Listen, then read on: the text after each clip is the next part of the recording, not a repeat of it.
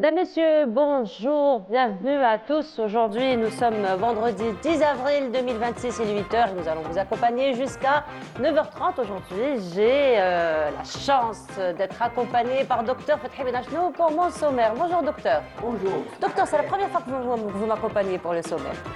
Toujours, si vous voulez. Oui. Dès le départ, je vous envoie et je vous recommande d'aller à la Mitidja actuellement, Oui. plein d'agrumes, surtout le matin, mais c'est merveilleux. J'étais content ce matin, Oui. l'air embaumé, t'as le fel.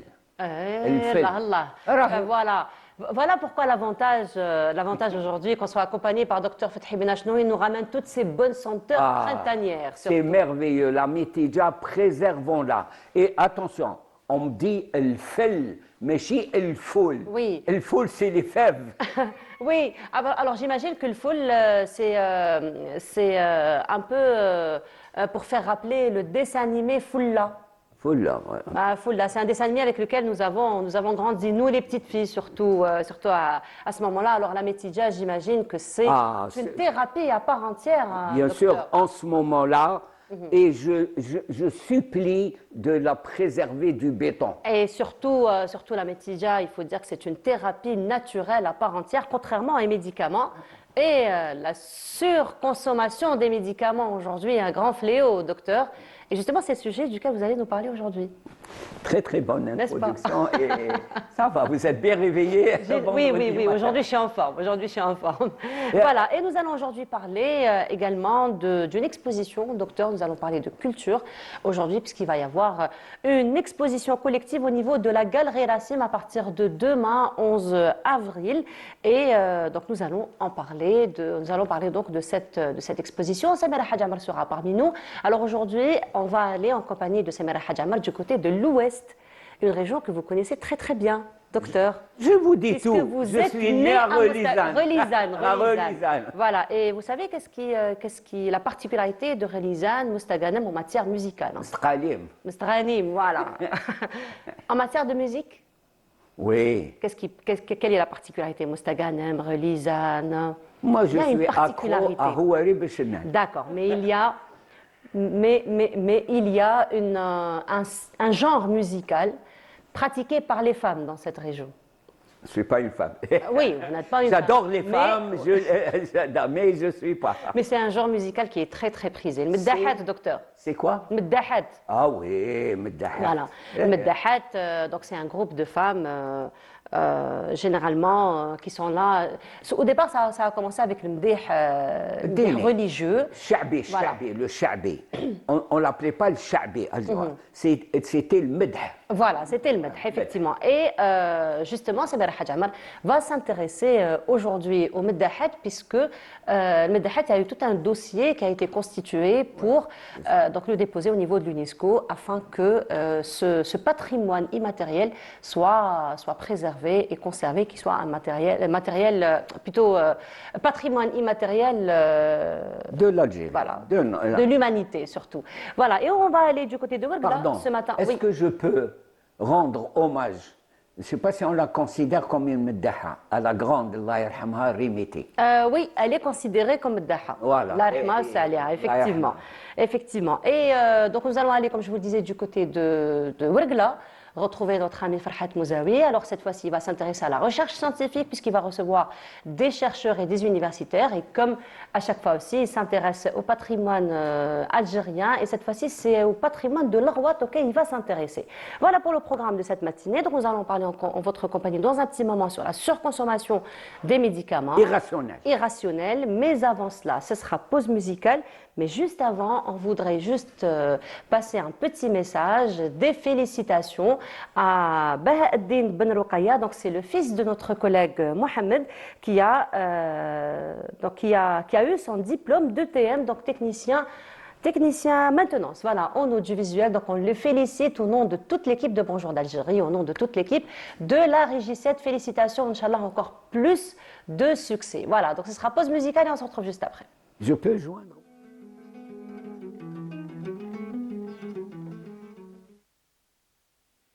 جاني ما جاني عن طرف جناني خوخ رمان أني وصفه حبابها غايب جاني ما جاني عن طرف جناني خضور رمان اني واصفر جلغايب جيت نوابه حبابها غايب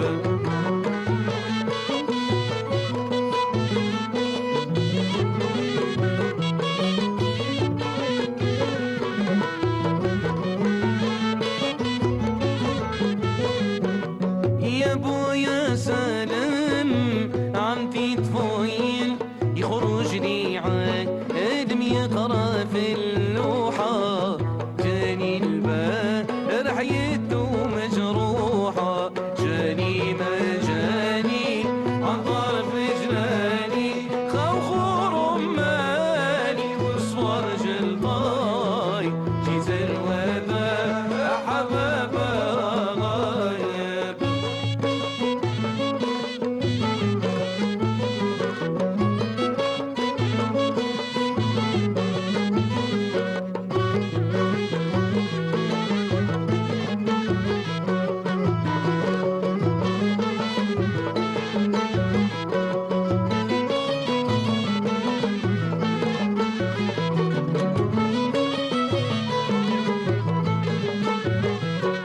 يا بويا سالم عندي طفيل يخرج لي عالم يقرا البرايق ما جاني الماء الحمى طلع علي جاني ما جاني عن طرف جناني خضور ما اني واصبر جلطاي جيت الوداع حبابا غايب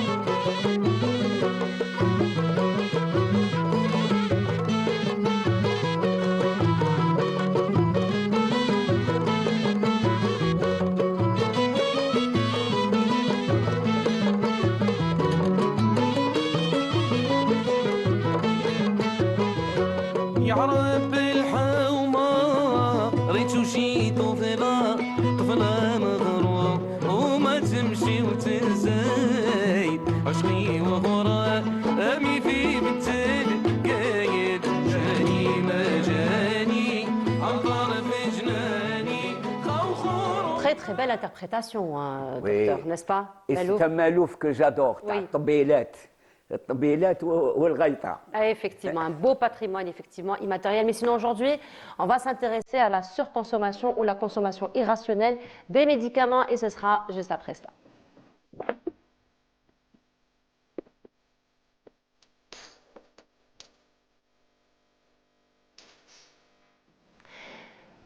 J'adore ce jingle Oui, vous l'adorez. parce que c'est la définition D'ailleurs, universelle de la santé. d'ailleurs, c'est le seul jingle que j'oublie jamais. Ah. Eh bien, vous avez une bonne mémoire. Voilà. C'est surtout qu'on retient à chaque fois que la définition de l'OMS que vous partagez à chaque fois avec nous par rapport Un à la état de bien-être de bien-être. physique, mental et social. social. C'est les trois qui font la santé.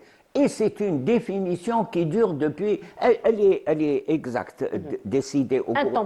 Intemporel. Intemporel. Et Canal Algérie est intemporel parce qu'il a pris La bonne dénomination. Alors, consommation irrationnelle, docteur, c'est un véritable fléau dans la société parce que on le voit, pour un oui, pour un non, c'est un paracétamol, pour un oui, pour un non, c'est un anti-inflammatoire, n'est-ce pas? Pour un oui, pour un non, c'est un antibiotique. les corticoïdes. Les corticoïdes.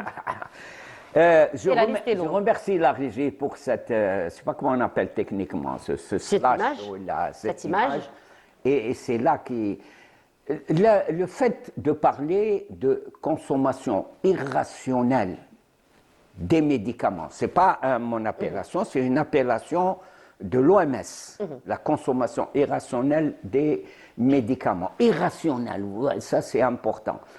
Ça me permet de rendre hommage à la mémoire d'un grand monsieur, professeur Hellali, Allah yarhamou, qui nous a initiés, justement, nous a ouvert la porte à cette consommation irrationnelle, à la compréhension. Il y avait des stages au niveau du Centre national de pharmacovigilance et de matériaux-vigilance qui dépend du ministère de la Santé, Allah yarhamou. La consommation irrationnelle, et vous avez bien fait de citer le paracétamol, c'est au niveau d'une consommation absurde en Algérie de par les citoyens que sont le paracétamol. Le paracétamol, un petit garçon de rien du tout, une petite fille, connaît maman, j'ai mal à la tête, paracétamol. C'est un excellent médicament. Mais la façon dont il est consommé, c'est-à-dire d'une façon irrationnelle, vous savez qu'il donne le cancer du foie. Et il y a des gens, surtout les femmes, parce qu'elles ont mal à la tête, différence pour elles. Attendez, cachet arras, donne-moi le comprimé pour le mal de tête. Eh bien, le paracétamol, il donne des cancers du foie. Il y a des gens qui sont hospitalisés à cause, pas du paracétamol. La consommation irrationnelle du paracétamol. Il y a des femmes qui consomment jusqu'à... Voilà, on vous a donné du paracétamol. Je ne prends pas, enfin. Je regarde. et plusieurs tablettes, hein, donc là... ça, il y en a qui... Des fois, quand je reçois des consultants, par exemple, au niveau du centre de Sidi Faraj, il y a elles ouvrent leur sac, mais il y a un bruit, et c'est les trucs, les blisters de paracétamol. Il y en a qui consomment jusqu'à 5 comprimés par jour. Et sur une longue période, ça donne une cirrhose. En général, les cirrhoses, c'est les alcooliques. Là, on appelle cirrhose médicamenteuse. Et le principal responsable, c'est la consommation irrationnelle. Ce n'est pas le paracétamol lui-même, oui. C'est consommation irrationnelle. On a aussi quelque chose de catastrophique chez nous, la consommation de cette large famille des anti-inflammatoires. Ça va je ne cite pas de nom, de trucs, mais par exemple les corticoïdes, les INS, je m'excuse, les INS, c'est des antigrammes, c'est technique. Là, en Algérie, s'il y a bien un pays où l'accès aux médicaments est totalement libre, on sort maintenant, on se présente dans n'importe quelle pharmacie, quoique ça a légèrement évolué, on vous demande une ordonnance. Ça a évolué, mais d'une façon globale, attendez, donne-moi un truc pour la gorge, donne-moi un truc pour... Le plus petit médicament, alors surtout, il y a une chose qui est défendue, interdite au point de vue international, on ne fait pas de publicité pour les médicaments, pour maigrir, pour truc. C'est quoi un médicament? C'est ce qu'il faut enfoncer dans le crâne des gens. Ça, c'est une loi pratiquement internationale. Oui. Un médicament, c'est quoi? C'est un produit chimique. Un produit chimique que l'on fait pénétrer dans notre corps. Et notre corps va réagir. C'est quoi notre corps? C'est le foie. Parce que tout passe d'abord par le foie, c'est les reins, c'est les os. Alors il y a certains médicaments qui vont pour détruire. Et comment, surtout mes confrères et mes consoeurs, s'il vous plaît, on prescrit un médicament, on ne le donne pas, on le prescrit à la fin d'une consultation. Une consultation où il y a une exploration. Ça, c'est des termes techniques. On explore. Le malade vient, le patient d'abord vient, il vous exprime des plaintes. J'avale difficilement, ou un truc comme ça. Il ne faut pas dire tout de suite, avec une angine, natek antibiotique, surtout l'amoxicilline, ça c'est une molécule qui est prescrite comme ça. Et ça se retourne, cette consommation irrationnelle, ça se retourne contre la prise en charge de certaines antibiothérapies, parce que le microbe, d'une façon comme je le définis moi, il va développer une résistance. Donc ce qui fait que quand on aura besoin de traiter une maladie après exploration, les médicaments n'auront aucun effet. N'aura aucun effet parce qu'il y a une résistance. Et le gros problème actuellement, c'est qu'on a tellement prescrit d'une façon irrationnelle les antibiotiques maintenant, et vous savez qu'on ne trouve plus de nouvelles molécules. Et maintenant, qu'est-ce qu'on fait? avec le recul, on revient à d'anciennes molécules d'antibiotiques qui sembleraient donner de bons résultats. Une question, docteur. Je ne sais pas si le mot que je vais utiliser est juste ou pas, mais est-ce qu'on peut désintoxiquer le corps justement de ces molécules pendant une période afin que par la suite, donc si on va prescrire un médicament, il fera effet normalement? Ce qui est important, vous allez dire désintoxiquer. Je ne sais pas si le mot, est juste. Il est bien, mais, il est bien, mais je vais être beaucoup plus précis. Il y a deux organes, et surtout un organe en priorité, il faut désintoxiquer, c'est-à-dire laver le foie. Le foie. D'abord laver, arrêter et boire beaucoup d'eau. Ça, c'est important. Et on a remarqué que quand on prend un antibiotique, là où il trouve des microbes, il va nettoyer. C'est pour ça que quand on prend des antibiotiques, on a des diarrhées. Parce qu'on a le microbiote, c'est-à-dire des microbes utiles, eh bien, elles vont être lavées, et ce qui fait qu'on aura une diarrhée parce que on a détérioré une fonction. Donc, ce qui est important, c'est d'abord explorer. Il faut qu'on arrive à ça en Algérie. D'abord explorer, et ensuite, avant de prescrire, par exemple, des antibiotiques, on va faire ce qu'on appelle une sélection de quel est le microbe qui est incriminé dans l'infection. Ça, c'est important. On va voir. Et à ce moment-là, on va prendre pour ce microbe, pour cette bactérie, et uniquement les bactéries, pas les virus. Les virus ne sont pas du tout atteints par les antibiotiques. Les antibiotiques. On fait une exploration et il faut mettre à jour quelle est cette bactérie, et il y a à côté. À ce moment-là, quand on va frapper, quand on va toucher une bactérie bien précise avec un antibiotique qui détruit cette bactérie. Il faut explorer, ça c'est extrêmement important. Et vous savez, la prescription, elle ne vient qu'à la fin d'une exploration, pas au début. Il faut sortir de là. Quelqu'un dit, j'ai angine.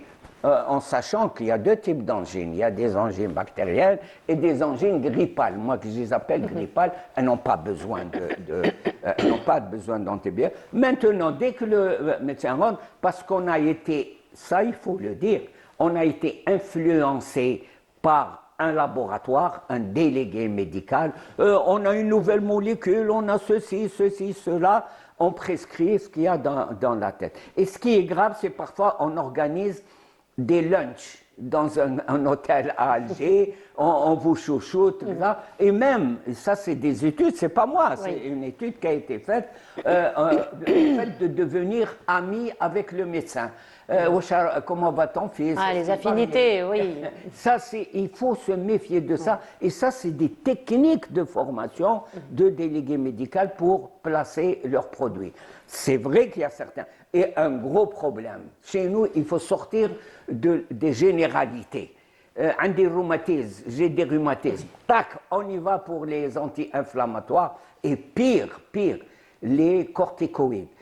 On les prend comme si on prenait des dragées, et les corticoïdes développent un diabète et développent une hypertension artérielle quand on les prend d'une façon. Les antibiotiques, d'excellents médicaments. Ce n'est pas les médicaments qui sont en cause, c'est le fait de prescrire et de ne pas savoir. Les corticoïdes, ça ne va pas plus de 3 jours. Surtout pour les enfants en période virale.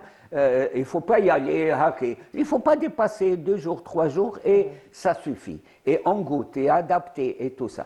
Et je rends hommage à la mémoire du professeur au CNMC, qui était justement un expert qui représentait l'Algérie pour les médicaments, les médicaments pédiatriques en Afrique. On peut être fier. On a des regalas, vraiment des gens compétents. Il y en a toujours, mais il faut susciter. Et c'est extrêmement important quand on dit consommation irrationnelle, ça c'est un constat de l'OMS, c'est le titre de l'OMS, il faut prendre un médicament, c'est un produit chimique qu'on introduit volontairement dans le corps, quand c'est irrationnel. Alors justement, comment aujourd'hui on peut convaincre les malades, les citoyens à ne pas tomber dans ce piège, à avoir probablement des substituts, à probablement aller vers autre chose que le médicament? Là, la réponse, moi je fais appel à nos sociologues. Vous voyez, Oui, ça va de soi, bien sûr. Classiquement dans notre pays, on avait le marabat. Il dit, marabat, des trucs peints en verre, tout ça. Ah oui, oui. Allah yashafini, Allah yawassini, exemple. Comme il y a une urbanisation, ces qubbat, ces trucs ont été marginalisés. Maintenant, le nouveau marabat, c'est le pharmacien du coin. Pharmacien du coin. On vient, je sais pas, j'ai mal ici ou là. Je vais te donner un. Donc finalement, le premier à responsabiliser, c'est le pharmacien. Pharmacien. À sensibiliser, peut-être pas responsabiliser, non, mais le pharmacien. sensibiliser. C'est pas le vendeur en pharmacie. Oui. Il faut toujours demander conseil au pharmacien. Au pharmacien. Quand il est présent. Parce que là, quand on rentre, venez, on va faire un. Pour ça que je parle aux sociologues, quand on rentre, on trouve le vendeur de pharmacie. C'est généralement quoi? Un jeune qui a échoué à son baccalauréat, pour tenir, pour ne pas traîner, on met un jeune, c'est lui qui gère et des trucs comme ça. Alors, on se base parfois sur des choses irrationnelles, réellement. Hein. C'est la boîte blanche avec une rayure rouge, tout ça. Oui. Et ça, par exemple, pour les femmes, le recours aux pilules anticonceptionnelles, la pilule, on dit, une fois, une femme m'a dit, la meilleure, c'est celle qui a une raie jaune comme ça. Alors que la pilule, ce qu'on appelle la pilule, est extrêmement dangereuse. Oui. Elle peut entraîner des embolies. Il y a même des femmes qui ne peuvent pas du tout utiliser effectivement. La pilule. Ça c'est, Voilà. vous voyez, Donc c'est finalement, des petits trucs voilà. qu'on sème comme ça parce que c'est une chronique Donc, qui est... Voilà, donc finalement, les premiers qu'on doit sensibiliser, c'est médecins, pharmaciens. Grâce à Ensuite, Bonjour d'Algérie. Grâce à Bonjour au d'Algérie. Canal Ensuite, le citoyen aussi, il doit quand même y avoir une prise de conscience par rapport à cela. En tout cas, merci beaucoup, De rien. docteur, encore une fois, d'être revenu sur ce sujet. Il constitue quand même un véritable fléau dans la société. Merci beaucoup, docteur. On se retrouve très bientôt, Inch'Allah, rien. pour Inch'Allah. une autre séance de sensibilisation et d'éducation santé. Cette fois-ci, nous allons en visite au lac Daya en compagnie de Faria El-Hamdi. On se retrouve juste après.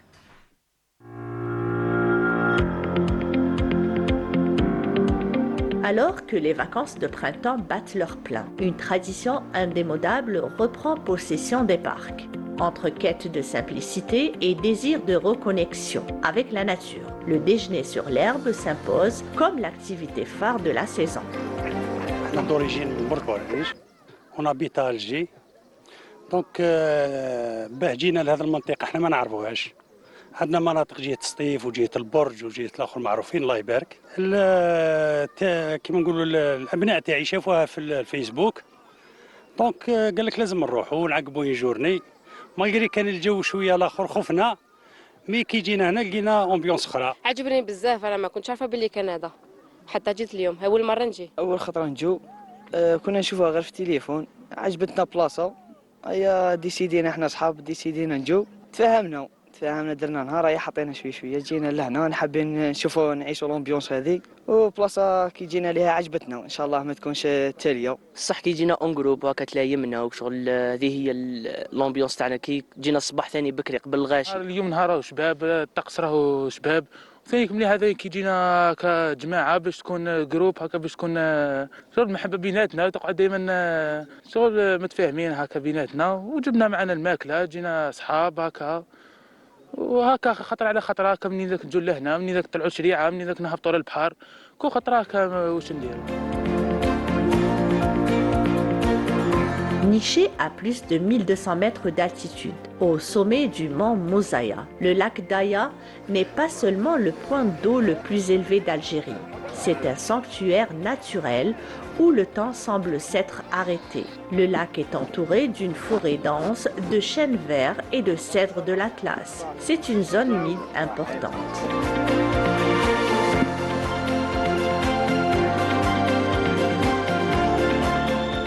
هي شوفي عندنا بريودا كنا مبروغراميو تلفت لنا وين نروحوا طلعنا شريعه كانت شويه البرد منا ما جيناش لهنا خرجوا لنا شويه لي فيديو في تيك توك كنا ولا غنجوا ليهم انا جينا كيما راكم تشوفوا لا بلاصه ما شاء الله. كاين الحمص كالوف مركز هذه هي حنا كاع الكويزيني كاع نطيبوا كاع نتعاونوا.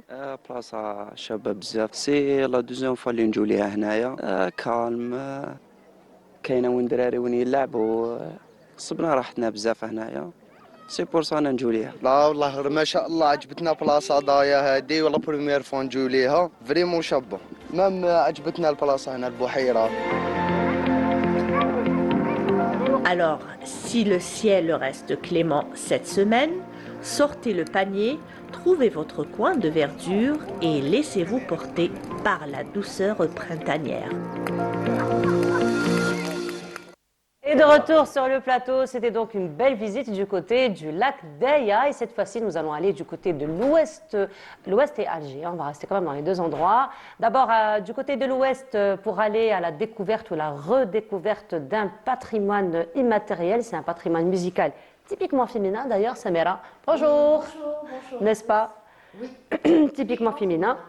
Et on va en parler. À partir de demain, une très très belle exposition collective aura lieu donc dans la galerie Rassi. Mais on va en parler en compagnie de notre invité, M. Saïd Jama. Bonjour, marhaba bik. Marhaba bik. Et on va commencer donc par Meddahed. Et ce sera juste après la musique. Juste après la musique. Elle est pas...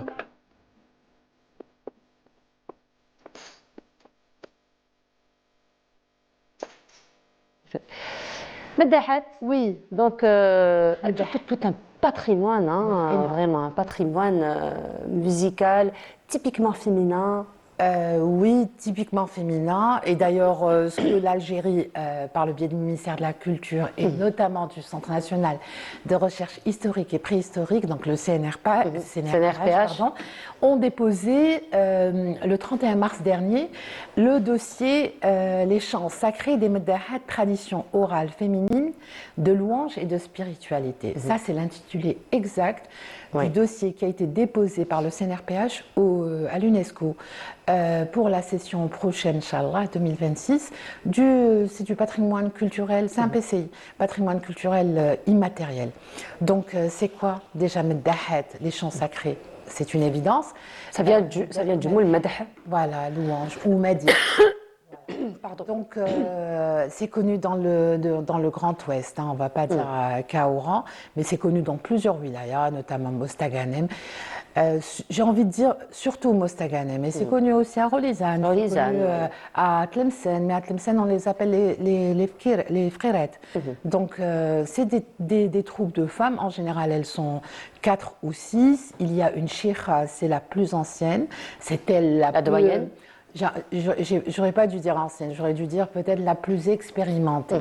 Voilà, donc le CNRPH a monté un fabuleux dossier. Ce dossier est dans on va dire la banque de données du CNRPH depuis déjà plusieurs années. Et cette fois-ci, il a été déposé au même moment que la blouse justement, que les jeux traditionnels que nous partageons avec 13 pays arabes, en même temps que le couscous pour sa mise à jour et l'inclusion de la Libye. On a déposé ce dossier, on voit les images passer. Voilà, il y en a des plus anciennes aux plus récentes. Donc, la blousa est une pièce maîtresse. Hein. Oui, elle le porte et on remercie toutes les artistes parce que ce soit comédiennes, chanteuses, toutes celles qui apparaissent à l'écran, petit, grand, théâtre, elles portent souvent l'habit traditionnel, quelle que soit la région. Algérienne. Donc ça fait honneur, ça aide à la continuité, à faire perdurer, à la conservation du patrimoine immatériel.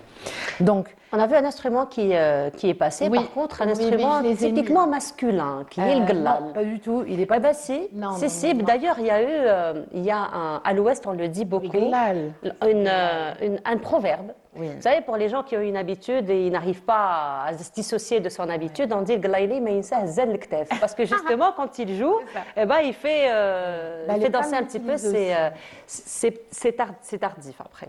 Oui, alors pourquoi? Et jusqu'à aujourd'hui, hein, nous, la pudeur est présente à nos jours et les mariages ne sont pas toujours mixtes, ils sont plus souvent, je veux dire, les femmes d'un côté et les hommes d'un autre. Pourquoi? Parce que les femmes aiment bien, exactement, dans la tradition, elles sont plus à l'aise, elles peuvent s'habiller comme elles veulent, elles peuvent danser, surtout comme elles veulent.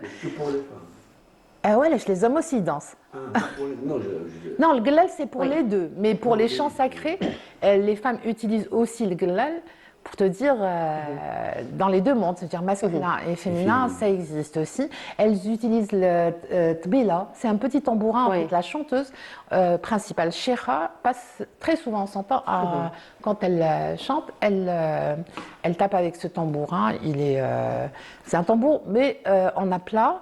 Et il est plus petit qu'un tambour normal, voilà. Donc, Tbela, elles utilisent aussi le bendir, bien sûr. Elles utilisent donc le glal, on l'a dit. Ancestral. Et puis, elles utilisent le tchakchaka. J'espère avoir prononcé correctement. Tchakchaka, c'est quoi? En fait, ça ressemble à des castagnettes. Exactement. Ça, c'est pour le rythme. Exactement. Parce qu'elles sont plus grandes, généralement.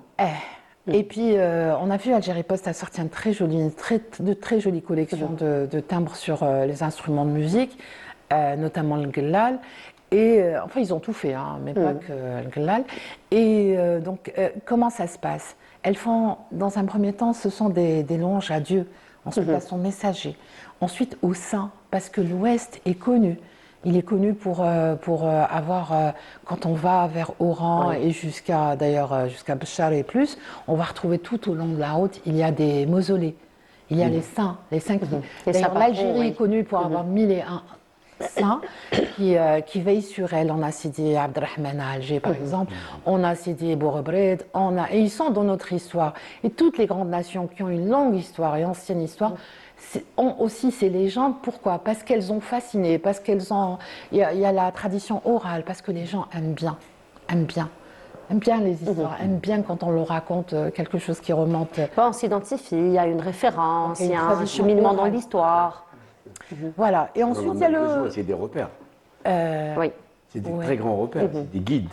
Donc, le CNRPH a monté un très bon dossier et dans ce dossier, il est mentionné que les Medahad donc ont existé, remontent à partir du 12e au 16e siècle. Et la région la plus privilégiée pour ça reste Mostaganem. Pourquoi? Parce que le Medahad, on va dire, c'est dans l'élan, dans l'essor du soufisme que ça s'est ancré dans la tradition algérienne. On ne sait pas exactement la date exacte où ça a commencé, mais ça a commencé. Et les gens aiment se faire plaisir. Donc, au bout d'un moment, elles agrémentent leur soirée, leur cérémonie. Pourquoi? Parce que les Medahad sont appelés pour les cérémonies de mariage, les cérémonies de la cérémonie de Sni. La circoncision. Sni, quand elle présente les cadeaux de la mariée. Avant, elle a crié. Je ne sais pas si ça se fait toujours comme ça. Ça se fait toujours dans quelques régions. Ça se faisait. Et donc, il y avait le Ça se fait toujours dans quelques régions. J'ai assisté dernièrement à un mariage où c'était comme ça. C'était impressionnant quand même. On appelle, c'est ça, c'est la criée. Elle a crié. Bon, en fait, après, elle note. Pourquoi? Parce que le prochain mariage, ils vont l'équivalence. Voilà. Voire plus. Peut-être plus, oui. Mais jamais. Selon moins. moyen, oui. Parce que Redam l'hal. Voilà. Donc, et elles le font en échange de gharama. Gharama, c'est, on va dire, le don d'argent, ce que vous avez appelé debrah.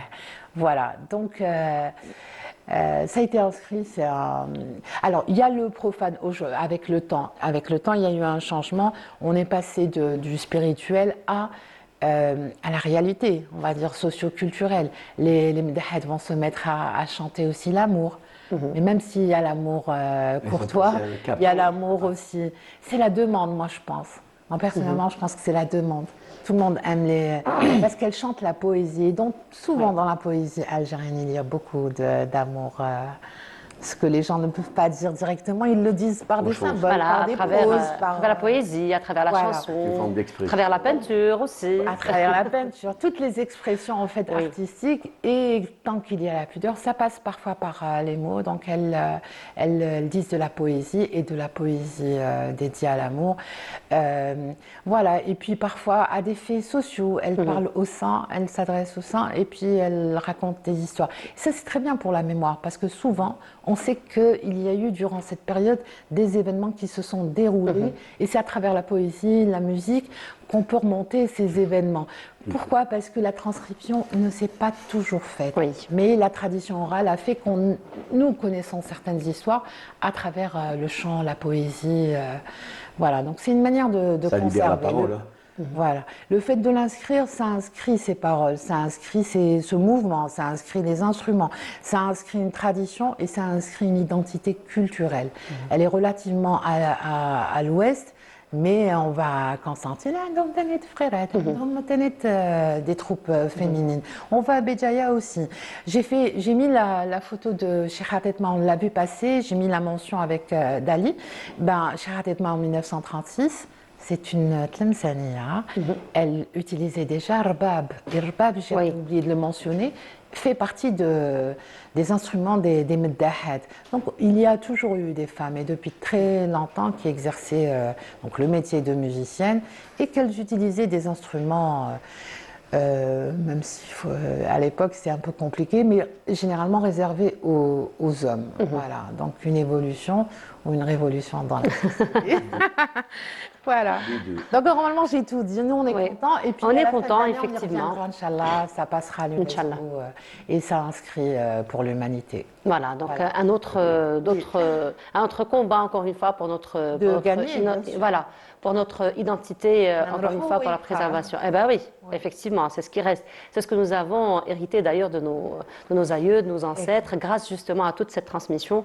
Bien entendu, le dossier va encore ancrer. Le CNRPH de M. Hachi. Pourquoi? Parce que pour préparer un dossier, c'est énormément. D'abord, ce sont des chercheurs qui vont se déplacer en mission, c'est des documents, c'est des témoignages, c'est des films, c'est des enregistrements audio et le son. Voilà. Voilà, donc tout un travail colossal à faire. En tout cas, merci beaucoup, Samira, d'être revenue. On reviendra certainement au sujet une fois qu'on aura le classement, Inch'Allah. Et comme je vous disais, donc demain, très très belle exposition aura lieu du côté de la galerie Rassim, et nous en parlons ce matin donc en compagnie de notre invité Saïd Jama. Voilà, on arrive à vous. Il n'y a pas de souci. Voilà, de la parole à Bien entouré. voilà, c'est nous qui avons l'honneur. Donc finalement, de la musique, de la parole au pinceau, finalement, c'est les mêmes messages. Finalement, de l'art à l'art. Finalement, c'est toujours des messages. C'est toujours traduire donc toutes ces paroles, toutes ces expressions aussi en peinture. Alors demain. Vous nous donnez rendez-vous du côté de la galerie Rassim pour une autre exposition, encore une fois. Alors, parlez-nous un peu de la thématique de cette fois-ci. Alors, la thématique de cette expo, elle est nouvelle. C'est une nouvelle collection parce que moi, je n'ai pas l'habitude de faire des expos que pour faire des expos. Il faudrait toujours qu'il y ait un sujet nouveau. C'est-à-dire, je ne peux pas vous inviter 2-3 fois par an pour voir les mêmes tableaux. À chaque fois qu'il y a un sujet, il y a un truc particulier. Donc cette fois aussi, j'ai fait toute une nouvelle collection que je vais montrer pour la première fois. Et d'ailleurs, le mot d'ailleurs, et donc je l'ai intitulé l'art d'ailleurs. L'art d'ailleurs. Exact. D'accord. Voilà. Alors l'art d'ailleurs, il nous vient d'ailleurs ou l'art d'ailleurs, virgule d'ailleurs? Il vient d'ailleurs parce qu'on a une influence, elle est presque viscérale et systématique, que l'on n'explique pas, de l'endroit, de la société dans laquelle on vit. C'est-à-dire, dès qu'on change de continent, on voit les artistes, ils ne travaillent pas de la même façon, ils n'écrivent pas de la même façon, ils ne s'expriment pas de la même façon. Parce qu'on a l'influence de la société dans laquelle on vit, par les couleurs, par les gestes, par beaucoup de choses. Donc c'est un art toujours. Si un Algérien va exposer à Paris, en Europe ou là en Asie, eh ben, ça sera un art d'ailleurs pour eux. Parce que c'est quelque chose qui ne se fait pas chez eux. Et d'où le titre. D'accord. Et donc, elles nous viennent d'où, finalement, ces inspirations? Moi, j'ai passé toute ma vie à Paris. Je parle des influences dans l'exposition de demain. L'influence, c'est un ressenti. C'est-à-dire, ce n'est pas quelque chose qui est défini. Là, c'est quelque chose qui n'est même pas palpable, c'est-à-dire c'est en vous. C'est-à-dire que vous nous laissez les énigmes demain quand on viendra voir votre Toujours. exposition. Que Hein, les- on va essayer de trouver à quoi ça les gens ressemble, ce que nous sommes. Ben oui, parce que par rapport à moi, c'est de l'abstrait, c'est pas, Oui. c'est pas du figuratif. Quand on fait du figuratif, c'est très fin. Oui, c'est très vite c'est autre identifiable, chose. On effectivement. reproduit une rue, un paysage, la Casbah, on reproduit plein de choses. Mais quand on fait de l'abstrait, c'est pas. Après, il y a les couleurs aussi qui sont très, très, très, très importantes. Parce que c'est pas évident, on n'a pas l'influence des mêmes couleurs dans tous les continents. Et donc, du coup, il faut voir et chacun, on laisse à chacun le ressenti personnel. Mais le ressenti personnel, il change en fonction de l'humeur, en Il fonction change même quand on a le tableau à la maison. Oui, c'est vrai. Quand on regarde le tableau, C'est vrai. on ne le voit jamais de la même façon. le Mais matin. vous les avez peintes ici, ces Là-bas. toiles ou... Oui, D'accord. Mais vous avez pensé à C'est pour ça qu'il a l'Algérie dit quand d'ailleurs. vous les avez... L'Algérie, c'est pas l'Algérie, j'y pense moins. pas. L'Algérie, j'y pense pas, elle est en moi. Ah ben voilà. Voilà. Elle s'en va pas. L'Algérie, j'ai tremballé toute ma jeunesse là-bas. Et d'ailleurs, on retient beaucoup plus que ce qu'on a dans l'enfance que ce qu'on a. Exact. Là, ce qu'on Mais a. l'enfance, c'est un ancrage à part entière. On voit justement quelques tableaux, vos travaux justement qui défilent. Donc il y a quand même des couleurs qui nous parlent. Il y a quand Exactement. même des couleurs Ça, c'est- chatoyantes. ça, c'est des couleurs- l'enfance, ça. D'accord, joyeuses. Oui, exactement. Alors, Et en plus, moi, je fais des tableaux de 2,20 m, 2,50 m. oui. C'est-à-dire que quand on est assis dans un fauteuil à la maison, on n'a qu'une seule toile en face. On n'a qu'une seule toile, On n'a pas imposante. besoin de. Voilà. Oui. Moi, je- Imposante. De triptyque. Non. Voilà, imposante, donc finalement, c'est un tableau avec lequel on peut faire toute une discussion. Hein. Ah ben tout le temps. Oui. Tout le temps parce que ça change par rapport quand il y a des gens qui arrivent, il y a toujours une discussion par rapport au tableau et la conversation continue à. Ouais. Alors, il y a toujours une question que je pose justement aux artistes qui font de l'abstrait. Est-ce que vous, lorsque vous peignez vos tableaux, est-ce que vous avez un message particulier à vouloir faire passer ou c'est vraiment l'inspiration de l'instant, Non. donc vous n'avez pas? Ça, c'est des D'accord. trucs engagés. Et après, vous Quand êtes... on est engagé, oui. on fait un thème spécial pour une révolution. Après, j'imagine que vous êtes impressionné par les interprétations que vous avez par les gens qui viennent visiter votre Ah bah, exposition. moi j'étais déjà impressionné parce que je suis resté 23 ans sans venir ici et donc du coup je ne savais pas comment que ça se passait ici, mais Oui. j'ai trouvé aussi que le monde avait changé, qu'il y avait beaucoup Oui. de gens qui s'intéressaient à l'art, qui s'intéressaient à la Oui. culture. Il y en a toujours eu, monsieur. Oh non, mais Oui. là c'est. Oui. Moi, je suis parti dans les années 70, ça n'a rien à voir. Oui. Moi, j'étais vraiment très impressionné au nombre de gens. C'est incroyable. Alors, on les attend très nombreux à partir de demain. Donc, à le partir 11, de Inch'Allah, à demain, partir de la Galerie Racine, vous nous rappelez juste l'horaire à partir de 15h, non? Et 14-15 heures. Voilà, 14-15 heures, vernissage en tout cas. l'exposition? Du 11 au 21. Du 11 au 20. Nous avons quand même Inch'Allah, le une temps dizaine d'aller de la jours visiter. pour pouvoir l'apprécier. En tout cas, merci beaucoup, Saïd El Djama, C'est moi d'être qui vous parmi remercie nous. de m'avoir Vous êtes reçu. très belle réussite encore une fois pour cette belle exposition. Samira, merci beaucoup. Merci, On se retrouve dimanche. Dimanche Inch'Allah. pour la basilique de Saint-Augustin. à Inch'Allah. Navarre. Ah ben voilà, très bien. Merci beaucoup. Donc encore une fois, rendez-vous pris pour demain. Et cette fois-ci, nous allons aller du côté de Ouargla, retrouver notre ami Farhat Mouzaoui. Farhat, bonjour et c'est à toi. Bonjour Agé, bonjour à vous chers téléspectateurs depuis la station régionale de Ouargla dans notre émission de Bonjour d'Algérie. Au programme d'aujourd'hui, un regard sur le rôle de l'université de Ouargla dans le développement local, notamment à travers les laboratoires de recherche et des partenariats avec les sociétés pétrolières dans la région de Ouargla. Puis nous découvrirons la richesse du patrimoine de l'Arwat à travers ses tenues traditionnelles et ses coutumes. Pour en parler, j'ai le plaisir d'accueillir avec moi M. Mehdi Qadri, vice-recteur des relations extérieures et de la coopération, et M. Redouane Kafi, vice-recteur de la formation supérieure et de la recherche scientifique. Et on termine avec Mme Khadija Mechoui, doyen des traditions de l'Arwat. Mais avant ça, on commence notre matinée avec une chanson, Amoud Tafkik, et on revient juste après.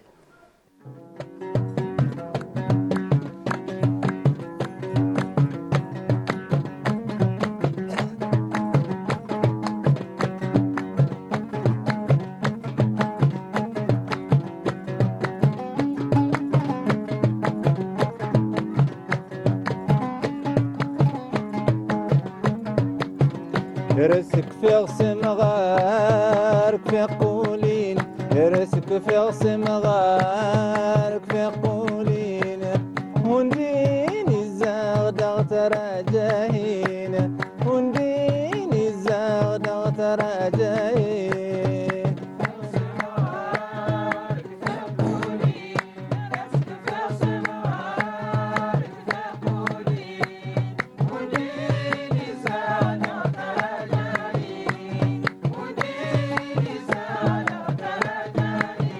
رسك في غصن غارك في قولين رسك في غصن غارك في قولين ونديني الزغدغ تراجعين ونديني الزغدغ تراجعين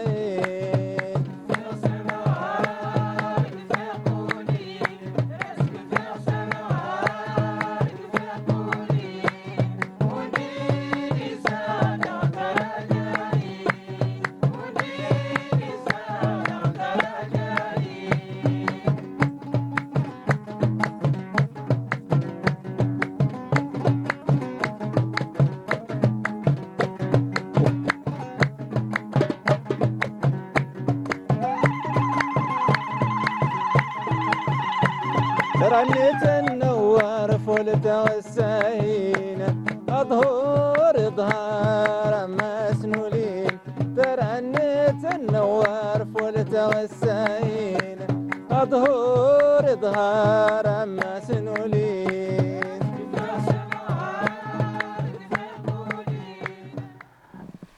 Professeur Redouane Kafi, professeur Mehdi Kadri. Bonjour et merci d'avoir accepté notre invitation. Bonjour, bonjour, merci pour l'invitation. Merci à vous d'avoir Très honoré par votre invitation. Tout l'honneur est pour moi. Donc, monsieur, aujourd'hui, vous allez nous parler un petit peu des laboratoires de recherche, de la recherche scientifique au niveau de l'université de Ouargla et surtout des collaborations faites par l'université de Ouargla avec les sociétés pétrolières au niveau de l'université. Ouais. Donc, on commence par les labos, la recherche, ou les collaborations. Comme vous voulez.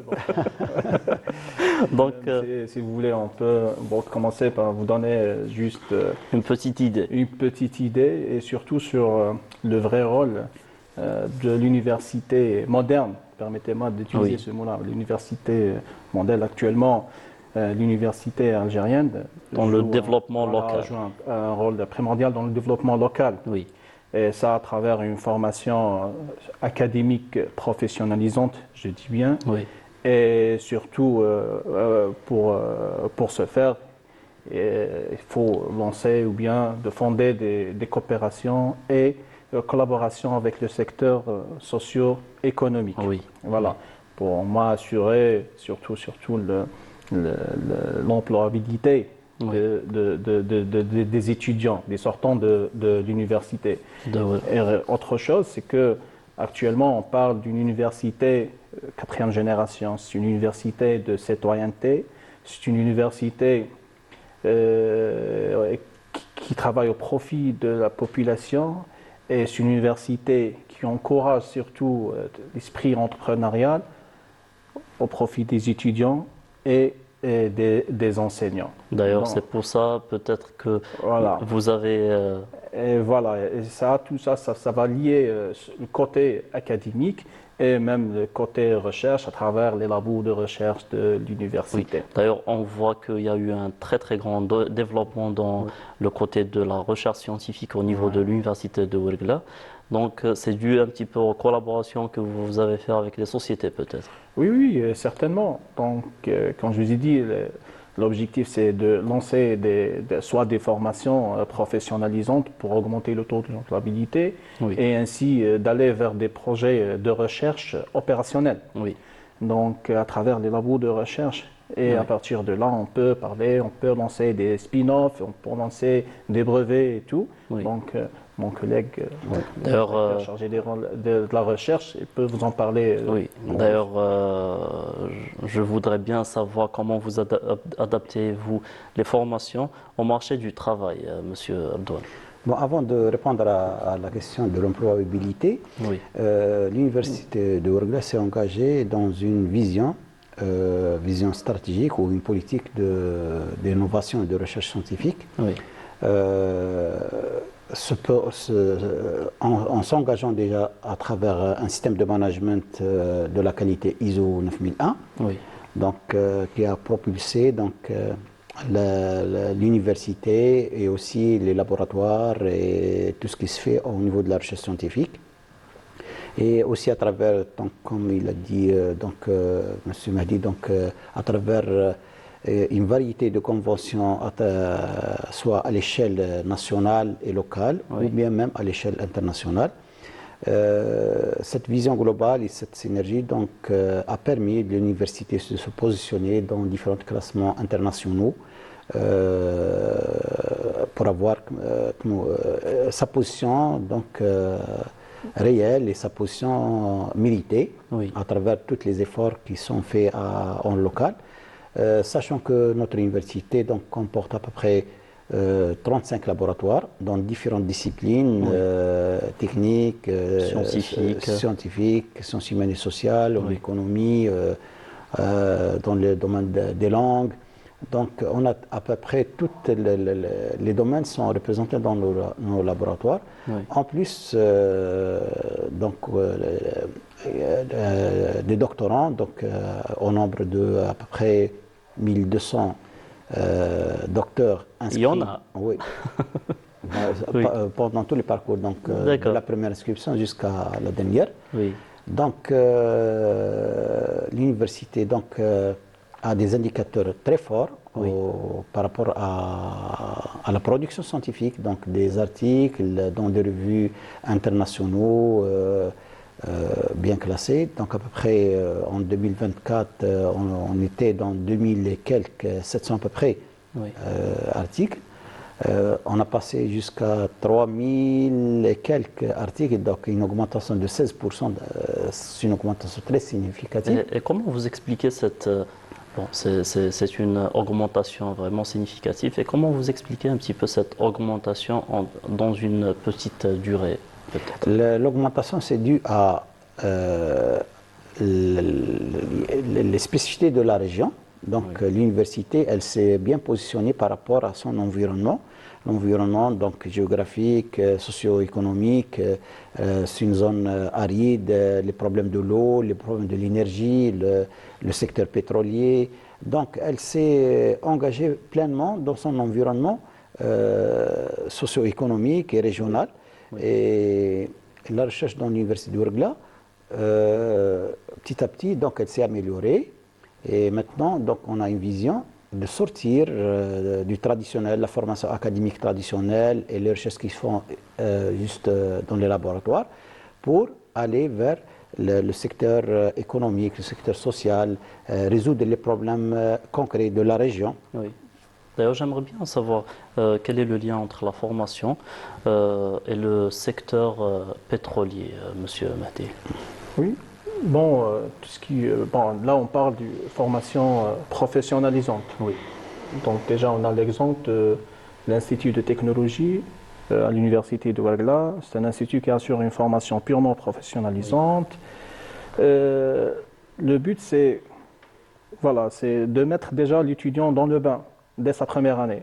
Donc, l'étudiant à l'université, à travers ce genre de formation, il commence à voir son plan de carrière dès sa première année.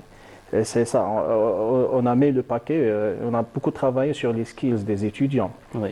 Et là où les entreprises vont intervenir, pas uniquement à travers les stages d'étudiants ou bien des sorties scientifiques, ils sont même déjà impliqués dans le programme pédagogique, c'est-à-dire dans l'enseignement. Oui. Voilà, dans l'enseignement, pour apporter un plus, une expérience de terrain, une expérience réelle de ce qui se passe.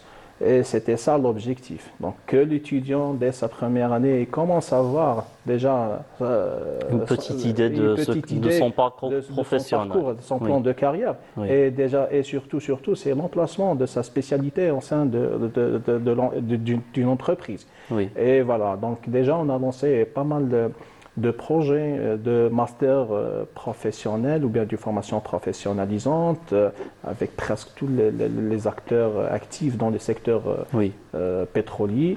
Et avec même l'exclusivité, c'est de lancer un master en alternance.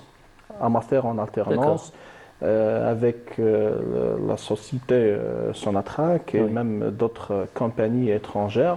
Bon, c'était un master en alternance, là où l'étudiant, c'est-à-dire il peut bénéficier, c'est-à-dire alterner entre une insertion professionnelle et cours TD, TP. Donc et là, il le fait en même temps. Et il le fait en même temps, Oui. c'est-à-dire avec alterner un mois Oui. et tout. Il y a tout un programme pour ce faire. Et là, on a vraiment c'est-à-dire touché les fruits de cette formation. On pourrait dire que vous incitez un petit peu les étudiants à être dans le bain du travail. Parce que des fois, on se dit que étudier, c'est pas la même chose comme travailler. C'est pas la même chose. Donc, on retrouve ce qu'on a dans les TD, les cours, c'est différent un petit peu. Le terrain n'est pas. Donc, vous alternez les deux pour avoir un petit peu un résultat. Et le plus important, c'est que l'étudiant, déjà, dès sa première année, c'est-à-dire il commence à voir son avenir, voilà, en clair. Oui, oui. Il a une petite idée. Une petite idée au bas. Et comment se font ces partenariats, M. Qadri? C'est à travers des conventions de collaboration, avec des conventions, avec les entreprises. Et on mentionne clairement, noir sur blanc, c'est que l'entreprise s'engage, c'est-à-dire d'accompagner ses étudiants le long de son parcours académique. C'est-à-dire à travers des stages, à travers les sorties scientifiques et même d'envoyer à chaque fois des experts de l'entreprise pour animer des conférences, pour animer des ateliers et tout ça. C'est-à-dire, là on parle, c'est-à-dire à chaque fois on pose la question, est-ce qu'on peut accueillir une expérience professionnelle à l'université? La réponse est oui. La réponse est oui. Les choses ont changé. Et cette chance, donc, elle est très, très valable pour nous ici à Ouargla par rapport à d'autres universités. Oui. Grâce donc au partenariat, avec les différentes sociétés dans le secteur pétrolier, dans le secteur de l'agriculture, dans l'éducation. Donc vous touchez un petit peu à tous les secteurs. Exactement. Ils bénéficient beaucoup de stages sur terrain qui leur permet donc d'acquérir certaines expériences et d'avoir une idée sur le monde réel du travail. C'est bien. D'ailleurs, on va voir un reportage, un événement que vous avez organisé au niveau de Ouargla, où il y avait étudiants et sociétés. Donc, c'est un contact direct avec même les hauts responsables de ces sociétés pétrolières qui existent dans la région. On regarde le reportage et on revient juste après. Cette journée organisée par le ministère en collaboration avec l'université de Qasdi Mirbah Ouargla et les sociétés pétrolières a été une opportunité importante pour les étudiants du domaine industriel, notamment pétrolier. Elle leur a permis de découvrir le monde professionnel et d'échanger directement avec les entreprises opérant en Algérie. C'est un endroit, c'est un écosystème qui regroupe tous les partenaires socio-économiques afin d'accompagner surtout les étudiants porteurs de projets afin de réaliser leurs projets, soit start-up ou bien brevets d'innovation et surtout favoriser l'esprit entrepreneurial au profit de nos étudiants et aussi de nos chercheurs. Et aussi, il y a pas mal de conventions qui vont être signées avec nos partenaires. C'est des conventions type recherche et innovation. Le but, c'est lancer des brevets ensemble, c'est lancer des projets start-up ensemble, université, secteur socio-économique. Donc cette journée marque une étape importante pour Total Energy en Algérie, avec l'inauguration du Fab Lab, qui est le fruit d'un partenariat de longue date avec l'université Qasdi Mirbah de Ouargla. Donc c'est un partenariat qui a été bâti sur le long terme, sur lequel il y a beaucoup d'activités, beaucoup d'initiatives, notamment la formation, avec des cursus de formation diplômante, mais aussi des activités comme celle-ci pour favoriser l'innovation. Le programme soutenu par le ministère comprenait plusieurs activités visant à encourager l'innovation, l'entrepreneuriat, l'intégration des jeunes dans le secteur industriel. Cette initiative renforce le lien entre l'université et les entreprises. Derrière vous voyez comme la complète logique de Berkaoui, le programme de forage, donc tout ce qui concerne la réalisation d'un puits de forage qui sont à l'origine de toute production de pétrole et de brut, que ce soit à Berkaoui, que ce soit dans les champs de production. On travaille avec plusieurs partenaires, selon le disponible. Actuellement, c'est le Weatherford. Comme vous voyez, c'est la complétion. Donc, on a la fiche technique des puits. Donc, on a les équipements de surface et les équipements de fond. Parmi les équipements de fond, c'est un équipement spécial qui nécessite un suivi rigoureux des outils, de calibration et tout ce qui s'ensuit. Aujourd'hui, donc, j'ai fait une présentation concernant l'IA générative et son utilité ou bien ses applications dans les différents domaines de l'actualité, c'est-à-dire on parle des étudiants qui veulent lancer leur propre entreprise. Nous avons plusieurs projets côté oil and gas appliqués à les entreprises oil and gas qui utilisent l'intelligence artificielle dans la prédiction de la corrosion, des vibrations. Aussi, nous avons des appareils under patent. Je travaille en groupe. Je suis avec Dr Bouannan et des ingénieurs experts de Sonatrach et dans l'industrie. Aujourd'hui, je veux présenter دار الذكاء الاصطناعي هنا وين نحطوا لي بروجي وين نلقاو دعم كبير في هذه البلاصه باسكو دعمت الطلبه باش يكريو لي بروجي تاعهم ويخرجوهم من برا. باغ اكزومبل انا كنت اتيديون اللي بسبه الجامعه وبسبه لي ستارت اب قدرت نكري البروجي تاعي واللي البرومي بروجي اللي درته اون كولابوراسيون مع شركه سوناتراك. On a réalisé un petit projet de drone USA pour capturer le CO2 et le méthane. C'est cette drone inspirée par Total Energy. Donc on réalisait et on imprimé quelques composants en l'imprimant 3D de Fab Lab. À travers cette rencontre, les étudiants ont pu présenter leurs projets, élargir leurs connaissances et créer des contacts utiles pour leur avenir professionnel. C'est une démarche positive pour soutenir les compétences nationales et le développement industriel. Voilà, on a vu ce reportage où les deux intervenants, mon père et Mstek, je vous remercie pour les valeurs que vous nous avez appris. Je suis fier de vous. Dans cet événement, on voit la présence des jeunes. Donc, c'est un petit peu, vous avez essayé de mettre les jeunes dans vraiment le bain. Et le côté pétrolier a été vraiment mis en valeur. Oui. Oui. Et ça, c'est... Bon, je vais vous en parler déjà à l'occasion de la visite du monsieur le ministre. Oui. On a inauguré le Hub of Excellence and Innovation. Oui. C'est un espace qui regroupe la maison de l'intelligence artificielle, l'incubateur créé en collaboration avec SLB et ainsi le Fab Lab en collaboration avec Total Energy. Oui. Déjà, on a commencé par Total Energy, Fab Lab, donc SLB, c'est le secteur pétrolier. Oui. Donc à travers ce Hub of Excellence and Innovation, on essaye d'accompagner les étudiants, de réaliser c'est-à-dire les rêves des étudiants, les idées des étudiants à travers ces structures-là. Et là, la plupart, et ce n'est pas uniquement dans le secteur pétrolier, donc ces structures, soit la maison de l'intelligence artificielle ou bien le Fab Lab, c'est-à-dire il est à la portée de toutes les spécialités, ou bien les étudiants de toutes les spécialités, même les sciences humaines et sociales. Oui. On a des étudiants de sciences humaines et sociales qui travaillent en collaboration avec des étudiants de la faculté la faculté de... D'ailleurs, on a trouvé différentes spécialités. Voilà, différentes spécialités. Ce n'est pas uniquement les spécialités liées au domaine pétrolier. Oui. Voilà. Donc un petit peu c'est mélanger les idées. Exactement. Et les domaines. Exactement. Oui. Le domaine pétrolier, certes, on est dans une zone pétrolière par excellence, Saint-Paul. Donc on a déjà une faculté des hydrocarbures avec des laboratoires dans le domaine lié à sciences de la Terre et de l'univers, géologie, les réservoirs pétroliers, en plus des formations doctorales. Certes, la région et la demande du secteur socio-économique elle est forte, mais l'université travaille sur tous les domaines. Le domaine de l'agriculture saharienne, les zones arides, les problèmes de l'eau, dans la région.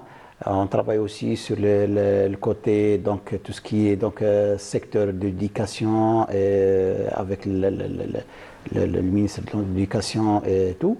Oui. On travaille aussi à travers des équipes de recherche sur tout ce qui est sciences humaines et sociales appliquées dans le domaine pétrolier, appliquées avec tout ce qui est innovation et intelligence artificielle. Oui. Donc vraiment, l'université Ouargla, elle est pluridisciplinaire, toutes les spécialités sont présentes,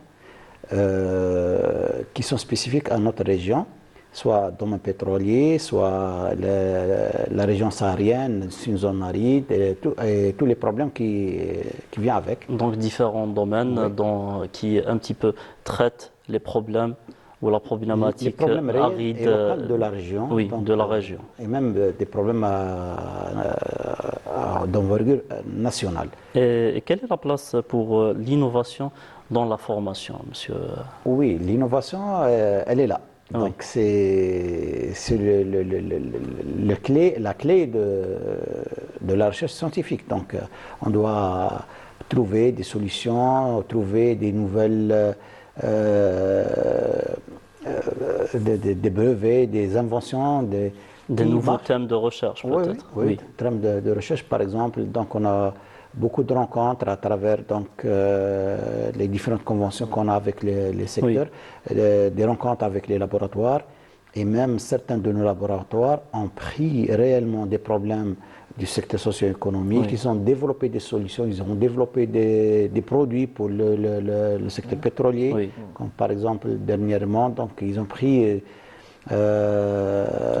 le produit du bout de forage. Le bout de forage, c'est un produit qui est utilisé donc dans le forage de pétrole et qui coûte très cher pour notre pays. Et ils ont pu faire ce qu'on appelle l'engineering reverse ou bien reverse engineering. Ils ont reproduit le produit, le même en local dans nos laboratoires. Et en deuxième stade, ils ont amélioré un autre produit meilleur que celui qu'on est en train d'apporter.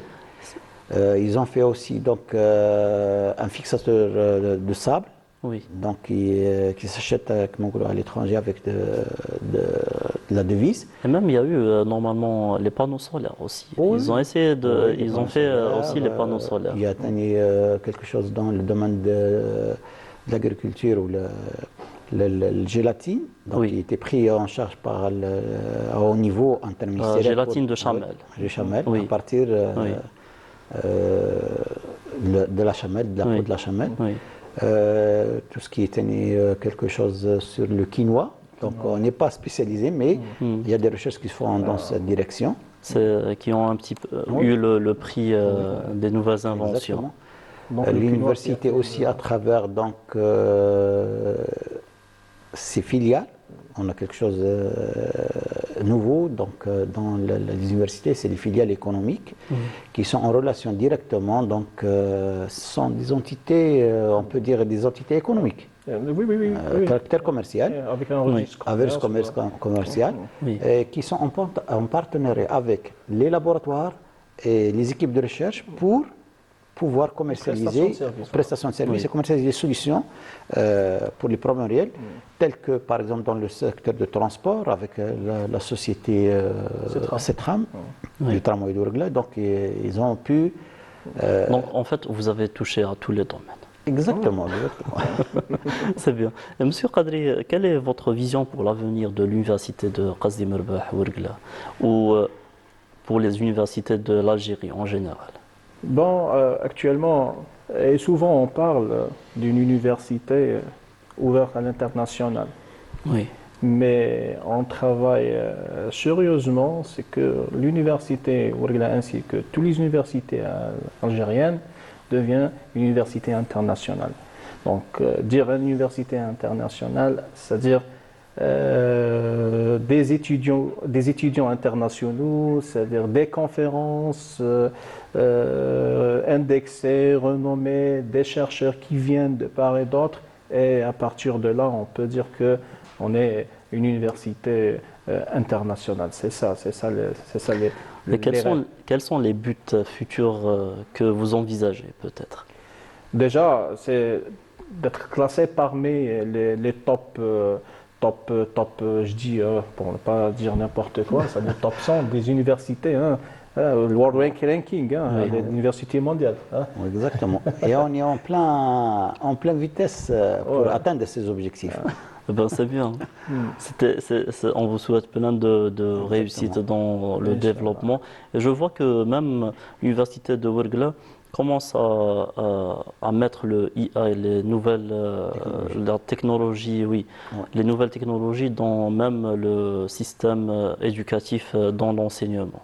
Oui, exactement. Donc, comme on a mentionné déjà l'université de la 4e génération. C'est l'intelligence artificielle. C'est l'université moderne qui utilise les moyens de communication et les moyens de nouvelles technologies dans l'enseignement, dans la gestion, dans le quotidien de l'université. Donc, on a développé à l'université pas mal de plateformes pour gérer, donc, déjà au niveau de la recherche, pour gérer tout ce qui est formation doctorale, pour gérer donc la gestion des projets de recherche d'une façon donc numérique, pour faciliter et alléger les procédures administratives. Oui. Aussi donc pour faciliter aux étudiants l'accès à l'information, au contenu numérique au niveau différents cours et différents supports pédagogiques. Oui. Donc on est en plein... Quels sont les défis actuels dans la formation supérieure, monsieur? Oui, les défis, ce sont des défis de toutes les universités. Oui. En plus de la spécification de l'université Ouargla. Donc on est dans une région, donc on est petit, mais notre vision elle est grande. C'est bien d'avoir... Oui, exactement. Donc quand on disait Ouargla, donc c'est loin, dans le désert ou dans le Sahara.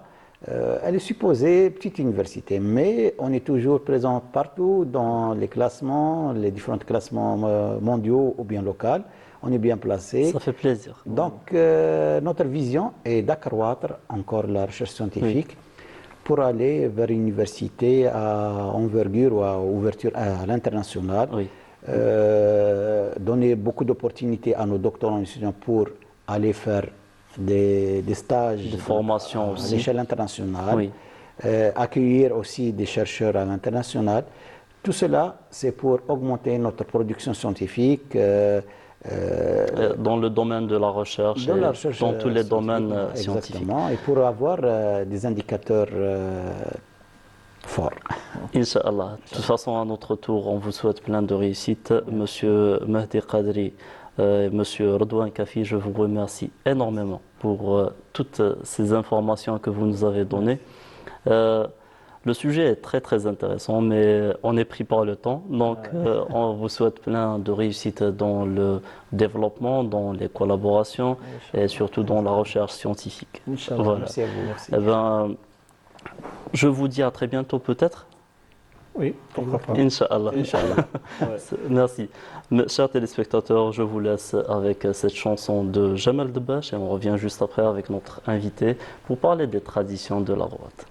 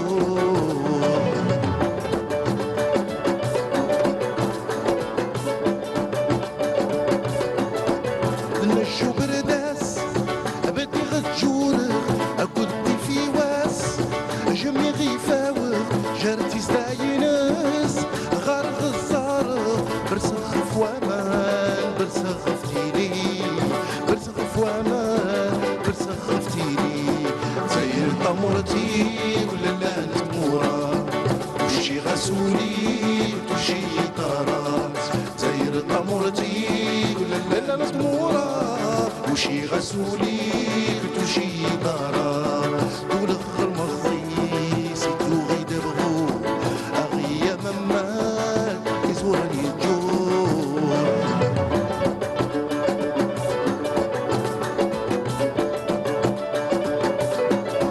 أما سنة سيريس أصرخ تملي بيغسي ترانس أزمول التشري وكذا غرانس دنفوسي ولاس ديني دماما يسنتي ولاس سيميني دماما يسنتي ولاس زير طمرتي ولا نتمورا وشي غسولي توشي طراس زير طمرتي ولا نتمورا وشي غسولي توشي طراس دولغ المرسي سيتو غيد بغو أغيا مما كيزورني الجور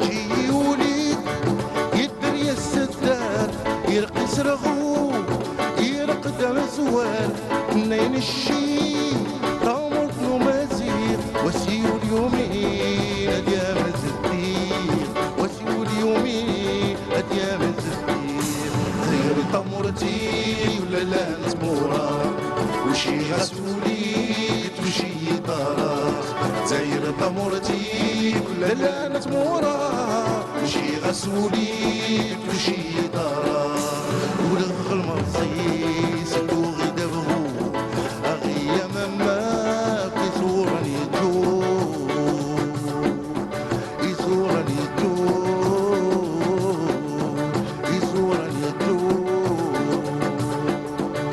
جرايو. On revient pour accueillir Madame Messoui Khadija. Donc, vous êtes doyenne des traditions de la Rouat. Vous étiez directrice. Oui, j'étais directrice d'école. J'étais une enseignante, après directrice et après la retraite. Et aujourd'hui, vous allez nous parler un petit peu des traditions de la Rouat et de la Rouat en général. Parlez-nous un petit peu des traditions et quelle est la tradition qui spécifie la Rouat des autres wilayas? D'autres wilayas, c'est une tradition qui est très importante. La tuisa, comme je l'ai dit, c'était entre les habitants et le voisinage pour aider quelqu'un qui récolte ou bien qui construit, et aussi les femmes pour faire tamiser le mardoud, le couscous, tout le monde aide et on le fait dans une ambiance et avec des chants traditionnels. C'était avant, maintenant... Donc on peut dire que c'est une tradition qui a un petit peu disparu. Oui, comment ça y est, ce n'est plus comme avant. Ce n'est plus comme mais avant. Avant aussi dans les mariages, c'est-à-dire pour cousu les matelas, ils viennent, les voisinages, les habitants. C'est tout le monde qui s'entraide. On s'aide pour les gâteaux, pour les matelas, et tout le monde est heureux. Maintenant, non, dommage, maintenant, c'est disparu, aussi dissipé, comme on dit. Oui, mais c'est bien de un petit peu comme vous avez dit, la tweezer. Donc c'est un petit peu, ça montre la solidarité des gens de la Rouat. Oui, on le fait dans une, c'est-à-dire ambiance de solidarité et convivialité avec des chants traditionnels. Et c'est ça qui a rendu la région de la Rouat, c'est-à-dire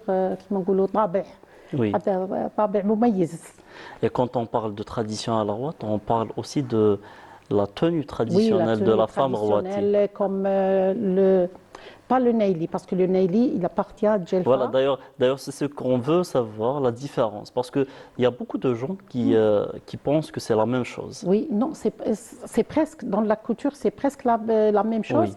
Mais les gens de Djelfa, le Sidi Naïl, ils font le Bernou Sissi. Avec un volant, on dit un volant, et à la Rouat, on ne fait pas le volant. C'est la même couture, tout simplement, nous, à la Rouat, on ne fait pas le volant. À Djelfa, ils portent le volant sur la robe. Alors tu trouves ça, c'est Agouati, ça, c'est Naili. Oui, et les bijoux, c'est la même chose. C'est les bijoux que portent les femmes. Oui, les bijoux, c'est presque les mêmes.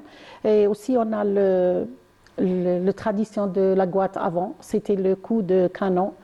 pour annoncer le jeûne Ramadan. Oui. Et aussi,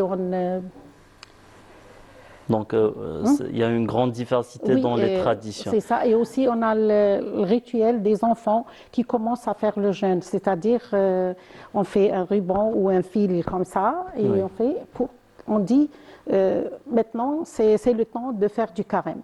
Oui. C'est chez nous à la Guadeloupe. Oui. Ici, non. C'est autre chose. Parce que c'est autre chose. Ici, ça fait longtemps, j'ai 40 ans de vie ici à Ouargla, mais ça se diffère les coutumes et les traditions. Oui. D'ailleurs, vous avez parlé de la robe de Jilfa. On va voir des images qui montrent la robe de Jilfa. Et vous nous donnez, si possible, de nous donner un petit peu la différence entre ces deux robes. La différence, sauf pour le volant. Ici, c'est les mêmes coutures. Les tissus, c'est la même chose. C'est les tissus, d'ailleurs, la même chose. D'ailleurs, on voit le srab. Oui, et ça, c'est le bernous, on dit le volant, on ne le fait pas nous. Mais la couture, c'est les mêmes. Le tissu, le même. Même les bijoux, comme le srab, c'est la même chose. C'est la même chose que portent les femmes. Et eux, ils font comme ça. On dit le melhfa. Oui. Celui qu'on le fait comme ça, ou le richa, ou la oui. Oui. Et c'est quoi la plume que portent toutes les femmes rouatées? La rouatée à Djelfa. C'est quoi sa signification? Je ne sais pas, ça signifie, c'est-à-dire le vraie tradition de nos grands-mères, les ancêtres, ils font ça. Oui. Alors, on le fait maintenant au mariage. Est-ce que ça montre la classe sociale de la femme ou comment? Oui. Elle montre très bien la classe de la femme et aussi elle sera vraiment respectée. Respectée et belle, c'est-à-dire plus qu'elle est. Si elle met, comme on dit, le tsdira, avec des robes de Constantinois, Kabyle et tout, on voit la mariée, elle est belle, mais quand elle met le naili, le riche, la plume, la ceinture, une broche, on le semait en or. Hein? En or. En or, oui, en or avec 4 pièces d'or. Oui. Et la ceinture, ça lui donne beaucoup de charme et beaucoup de beauté. C'est-à-dire, elle sera autre chose. Oui. On a parlé des tenues. La rouate est très connue par le mardoud de la rouate. Ah oui. Parlez-nous un petit peu de ce plat. Mardoud de la rouate, on le fait quand quelqu'un va partir en voyage ou à l'armée. Nos mères, avant, dès qu'ils partent, ils appellent le voisinage ou la famille et faire le mardoud. Et on le mange. Comme ça, on dit, il va retourner. Avant, c'était dans la guerre de l'Algérie. Quand ils vont faire la guerre, ils font le mardoud pour qu'ils reviennent. Donc, fel. Hein? Fel. Fel, oui. Voilà. Oui, fel. Jusqu'à présent, on le met. Comment ça se prépare? Parce qu'ici à Ouargla, on a le mardoud rouissat, mardoud mkhadma. Mais c'est quoi la spécificité de mardoud de la rouate? Mardoud de la rouate, la spécificité, on le met avec le mrissa. Oui. Je ne sais pas si tu la connais, oui ou non. Le mrissa, c'est des dattes. Des dates avec le hermès, parce qu'il y en a des gens qui ne connaissent pas le hermès. C'est-à-dire à Ouargla, je suis partie dire qu'on ne connaît pas le hermès. Oui. Le hermès, c'est les pêches séchées. Oui, c'est des pêches séchées. Après, on les met dans une casserole bouillir avec les dattes et on les tamise. Avant, il n'y avait pas de tamis. On fait dans le Gharbel, c'est ça. Voilà. Et après, on le jette dans on fait le hilba, c'est-à-dire la viande. On ne met pas le poulet. Les poulets, c'est maintenant qu'on le fait. Avant, c'était la viande. Donc, c'est la viande rouge. Et bien sûr, la viande de l'anneau. Oui. Et vous mettez le petit pois, le foule. Et à la fin, on fait une cuillère de dhan. L'arabe. L'arabe, oui. Le semaine qui m'égoulou, le vrai. Oui. Quand tu veux manger, on te met une cuillère de dhan. Donc il y a une herbe très très connue à la rouate qui s'appelle shibt shir ou quelque chose comme ça. Oui, shibt shir, on le met dans le couscous. On l'a fait... brûler. Non, pas bouillir. Brûler. Brûler à la fin, quand la sauce c'est cuit, alors on fait brûler avec shibt shir et on la met dans la sauce. Tu vois quelques déchets noirs, mais elle donne un très bon goût et une très belle odeur. Donc la cuisine rouatée, Madame Khadija, c'est un petit peu un mélange entre le sucré salé. Quoi? C'est un mélange de sucré-salé. Et sucré-salé, oui, Oui. c'est ça. Quoi, le couscous ou le mardoud? Les deux. Les deux, oui. Couscous et mardoud, c'est toujours les mêmes astuces, les mêmes épices et tout. Et D'accord. sucré et salé, oui. Et c'est- Et ça fait un très bon goût. Aussi, on met dans le couscous le kabouyak à la base. Oui, qui Oui. est très très connu Ah à oui, la connu, Roue. et c'est vraiment quelque chose de très beau. Et elle est sucrée d'origine. D'accord. D'origine. Et- Elle est petite. Elle, C'est oui, pas, elle c'est est pas la petite, même. elle a des boules, c'est pas comme ici. Ici, Oui. c'est quelque chose de simple. Elle a des boules sur, Oui. sur C'est elle-même. une citrouille qui a un petit peu des boules, Oui, des boules, oui. sur sa peau. Oui. Oui. Et côté gâteau, Madame Khadija, quels sont les gâteaux traditionnels de la région de l'Arwat? La région de la Gouate, on fait le baklawa. Oui. Avant, c'était longtemps, Oui. ستينات. مقروط العسل, on dit Oui. سلطان المائدة. Aussi le ruina, Oui. le psissa, et aussi le troniya. Le torno, la plupart des gens ils disent le torno, mais Oui. c'est pas le torno, nous on dit troniya. C'est حلوة الطابع.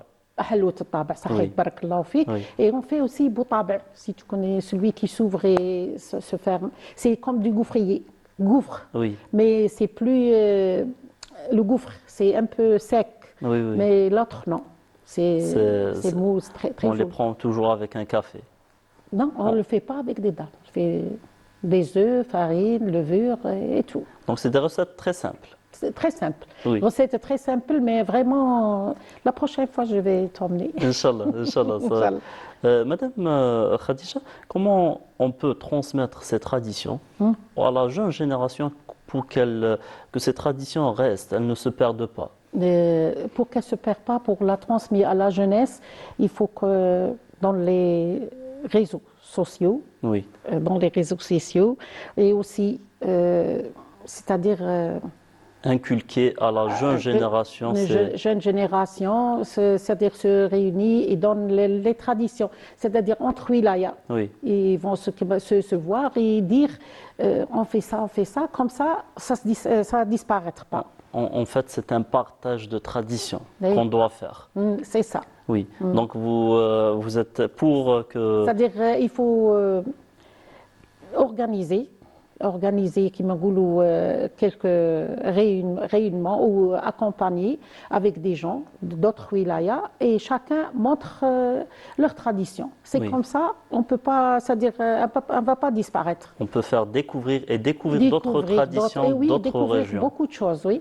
Et pour vous, Madame Khadija, que représente-t-elle l'Arwat? Moi, Oui. c'est ma ville natale, elle est riche, très riche culturellement. Voilà, parce qu'elle est située entre les hauts plateaux et le Sahara. Elle a un patrimoine matériel, comme les qsour, gravures rupestres. Oui. Et elle est aussi, on a un patrimoine aussi immatériel. Immatériel, c'est-à-dire comme la gastronomie, mardoud des couscous. Oui.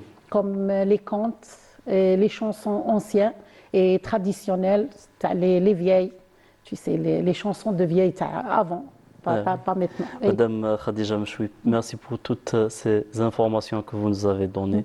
Merci de nous faire découvrir un petit peu l'Arwat et les traditions de l'Arwat.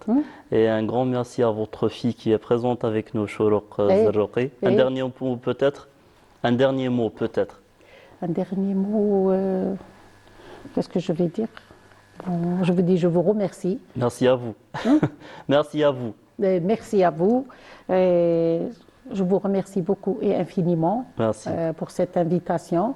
Je souhaiterais, Inch'Allah, vous avez, c'est-à-dire une idée pour la Gouate, les traditions de la Gouate et les coutumes.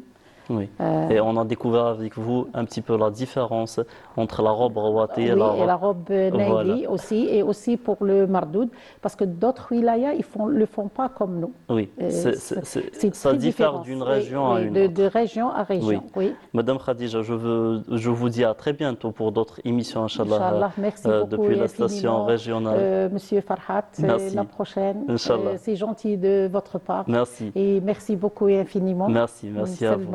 Merci. Chers téléspectateurs, je vous dis à très bientôt pour d'autres émissions depuis la station régionale de Ouargla, où on va vous faire découvrir un petit peu d'autres thématiques, Inch'Allah. Inch'Allah, ya Rabbi. Merci beaucoup à toi, Farhat. Merci aussi à tes invités. Voilà, donc nous arrivons au terme de notre émission. Merci beaucoup de nous avoir suivis. Excellente journée à tous. Je vous retrouve avec grand plaisir dès demain à partir de 8h. Excellente journée. Au revoir.